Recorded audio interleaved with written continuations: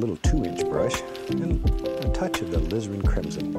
We just load a little bit right into the bristles. Pull a little paint out, tap the bristles firmly to assure a nice even distribution of paint all the way through the bristles. And let's go right up here. And we'll take this old brush, just making little X's, little crisscross strokes. We'll just very quickly drop in just a little warm part of the sky here. Maybe we'll have a little pink in the sky. I sort of like that. And in our world, we can do anything that we want to do here. Any old thing. There. And still using our little crisscross strokes, X's. That's all they are, little X's. We'll just apply a little bit of the phthalo blue. So I'm going to clean the brush and blend that together. Now the blue is many, many times stronger than this little pink area. It'll just eat it up, so be careful, be careful. Oh, go away. If you want to make the indication of a happy little cloud, all you do is just sort of tap. A little stringy cloud just lives right there in the brush. Isn't that easy? We'll blend him out. Have a little stringer cloud. There. Let's see, what we have that on there? Let's have some water in this painting. I love water. And it's very easy to paint in this style. Still water is always level. I think today we'll have still water. So pour from the outside in. Outside in. Something about like so. All right. I'll have a little brush going. I want to darken the corners a little bit. I'm going to take a little Prussian glue and just add in the corners here and there. A little bit up there. And we'll go over to the other side. And add a little more and then down toward the bottom. We'll put a little down here too. I'm just putting a little Prussian glue in each corner to darken it. And then the most fun part of this whole technique is washing the brushes. Since these are oil paints, we're washing our brushes with odorless paint thinner. Shake off the excess and just beat the devil out of it. That's really the most fun part of it. Now the clean brush, and it's relatively dry, I'm just beating it. We'll start in the light area, which is the pink, and we'll blend it all together. Something about like so. That's all there is to it. And then down here, we'll just do the same thing. There. But it's that easy. That easy.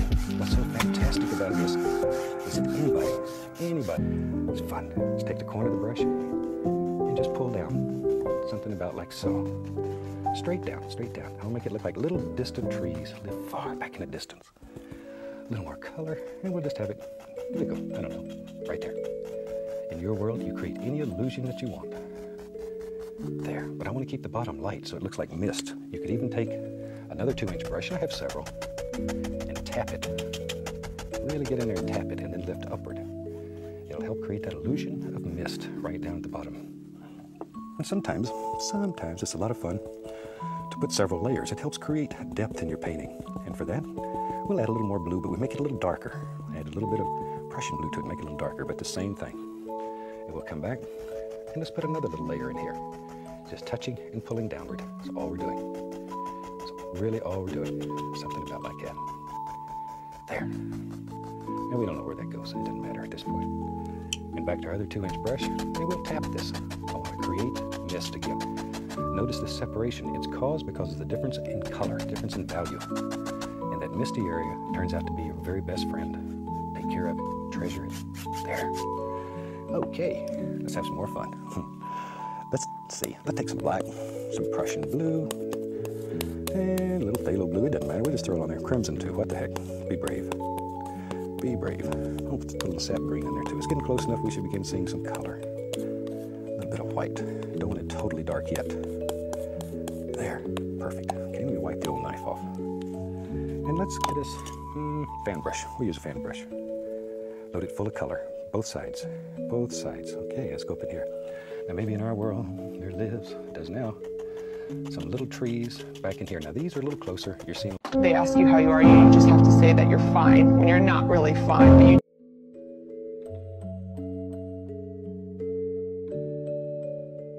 they should live. Don't put too much detail in here. It's too far away. You're not going to see a lot of detail. You see detail when it's very close to you. When things are far away, you make out form, shape, basic color. That's all. Save your detail to the foreground. Okay, I'm going to tap a little of that. That'll help create that illusion of mist down there too. There, then slightly upward, lightly. Just a little bit, see? Now then, you know, when I was a traditional painter, one of the hardest things to make effectively was reflections. Watch how easy. I'll take some of that same color. We'll take a 2-inch brush touch and pull down.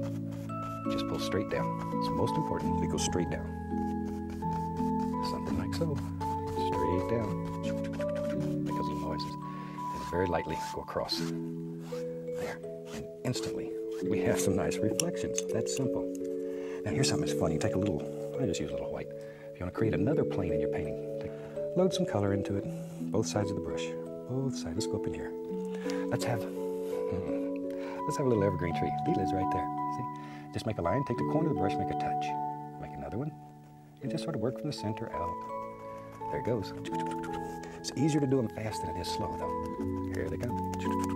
Just sort of back and forth. I had a lady in class one time told me it was like making Z's, the letter Z. She called them Z trees. So I guess that's as good of an analogy as any. From the center out. The center of the tree should be the thickest, darkest, strongest part of the tree. Because you have leaves on the back, you have a trunk in the middle, and you have leaves on this side. We'll have one more in there. There we go. I have a little family of trees. You know, if you've painted with me before, I think everybody should have a friend. Even a tree. Even a tree needs a friend. Now, if you want to reflect those, just pop in some general indications of where they are. No big deal. See? Because we don't make mistakes here. We have happy accidents. Very quickly, you learn to work with anything that happens. Take the big brush, pull down, straight down once again, and then go across. And we have instant reflections. I just use that same fan brush. It has that color we made the tree out of it. I go through CAD yellow. Take a little bit of that color right there. Let's go right in here. This is your bravery test. Take the corner of the old 2-inch brush. And let's just begin laying in a basic shape here. Tree lives right there. Right there. Big old tree. But he's a nice tree. There he is. All right, while I got that brush going, tell you what, maybe let's do something about like this. We'll just tap in all kinds of little bushy looking areas. You have to decide what lives here, how far it goes, how tall is it, how short is it, fat, skinny, in between. It's your world. In your world, you make all the decisions. All the decisions.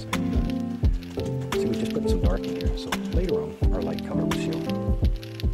We'll just grab there's a fan brush right there. Take a little white, a little bit of dark sienna. Just want to make an indication here, maybe a little tree trunk, maybe a little more dark sienna. That's nice. Okay, right here.